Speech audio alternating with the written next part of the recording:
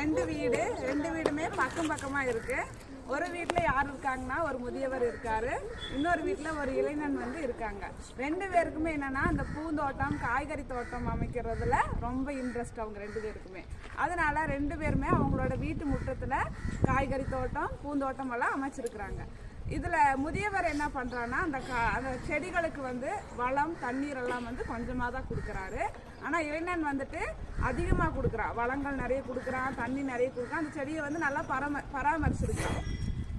அதனால அந்த முதியவரோட தண்ணி கொஞ்சமா தானே கொடுத்தாரு. அதனால அவரு வீட்டில் இருக்கிற வேர்கள் தண்ணி கிடைக்கலன்னு சொல்லி தண்ணியை தேடி பூமியோட ஆழமான பகுதிக்கு போகுது. அதுவும் இல்லாமல் வளங்கள் கிடைக்காம வளம் இருக்கிற பகுதியை தேடி அது போகுது.